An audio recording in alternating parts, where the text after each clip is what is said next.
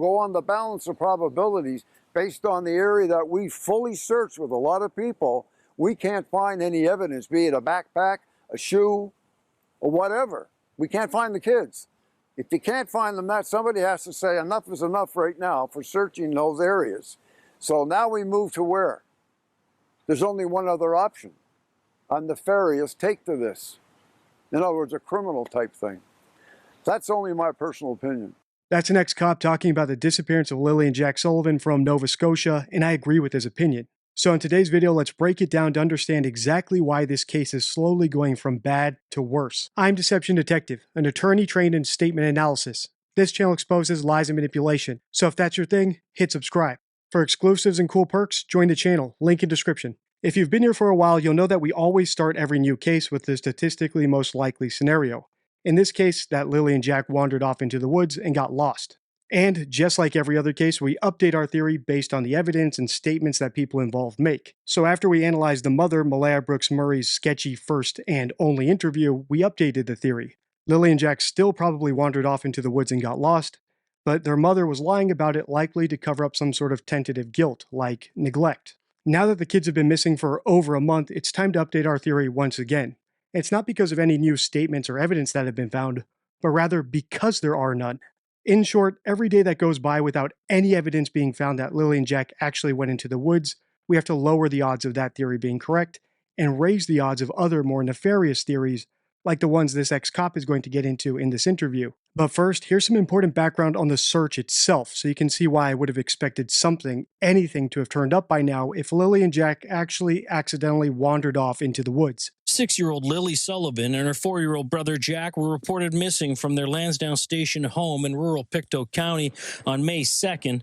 Since then, RCMP have launched an extensive investigation, and today police offered an update and detailed look at what's been done so far. Police have collected hundreds of hours of video from the area and have interviewed 54 people in all, and have received 488 tips.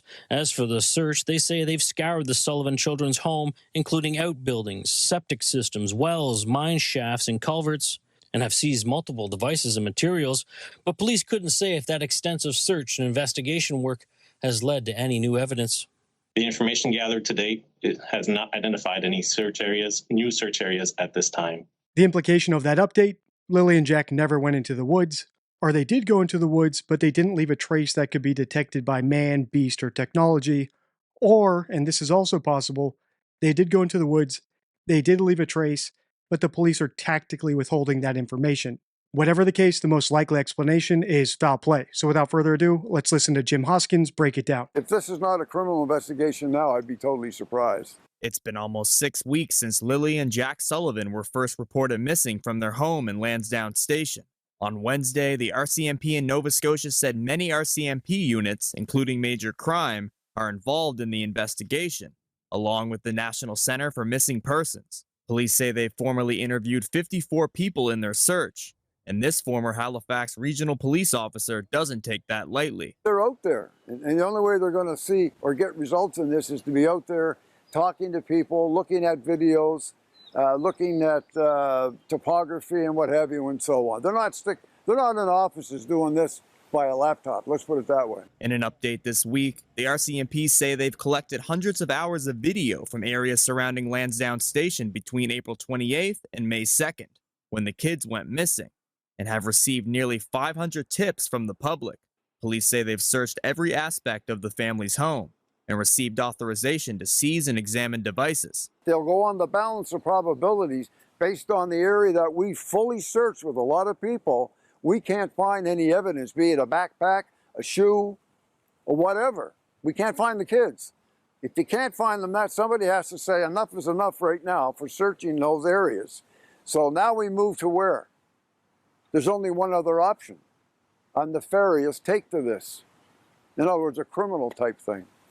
That's only my personal opinion. As I said in the intro, we start with the most likely scenario and then update our theory based on the evidence we get, the statements we get, but we also need to be able to adapt based on what we don't get. As Sherlock Holmes would put it, the dog that isn't barking.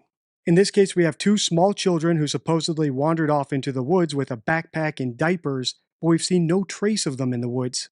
We also have a mother who was supposedly sleeping at the time that they vanished, Yet I've never seen her make an appeal to any kidnappers who might be out there, or do any of the other things we've seen innocent parents of missing children do in order to figure out what actually happened to their kid.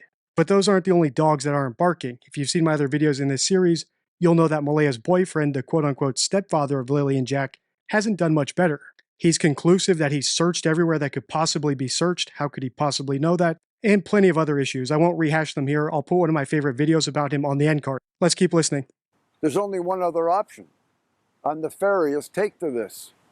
In other words, a criminal type thing. That's only my personal opinion. Police say they've used polygraph tests in some interviews. This former polygraph examiner south of the border says the test is used to monitor how a person's nervous system responds to certain questions. If somebody is successful in the test, then not that they're being eliminated, but they'll spend more time on people that are not successful. Not passing the test doesn't mean you're guilty or you're involved. It simply means that there's some issue there, maybe some knowledge, guilty knowledge. Moriello says he's seen people pass tests who were later proven guilty. More than 160 search and rescue volunteers have scoured through the densely wooded area surrounding the children's home, but only a small boot print was found. Police continue to refer to the case as a missing persons investigation. They're covering it all, everything they can. And you only do that in depth when there's a criminal investigation with major crime on scene. They're not there just because they're major crime. They're there to do their major crime work. Mitchell Bailey, Global News, Halifax. The word polygraph was mentioned, so I have to give my usual caveats before I get blown up in the comments, before I point out the final thing I like about Jim's opinion. Polygraphs are fallible, they're a pseudoscience, and they can't be used in court. But they are an investigative tool. Alright, now that we got that out of the way, I like how Jim points out that the fact that they're even polygraphing people at all, and the fact that the Major Crimes Unit is still involved in the case, is more evidence that this case is gradually going from bad to worse for Malaya and Daniel. Like grains of sand slowly piling up and tipping the scales, this case is slowly tipping from a tragedy caused by neglect or negligence to something more nefarious like negligent homicide or murder one with a cover-up. Every day that passes without any proof being found of the kids in the woods is another grain of sand. Every day that passes without Malaya speaking out asking for help finding her kids or addressing any kidnappers is another grain of sand. Every time Daniel slips up in an interview with a lie or an inconsistency or a little glimmer of his true colors, more sand. In other words, it's the conspicuous absence of evidence and statements that are driving this case from bad to worse. Like, comment, subscribe for more. Check the end card for my playlist and favorite video about Daniel Martel. Until next time, stay true.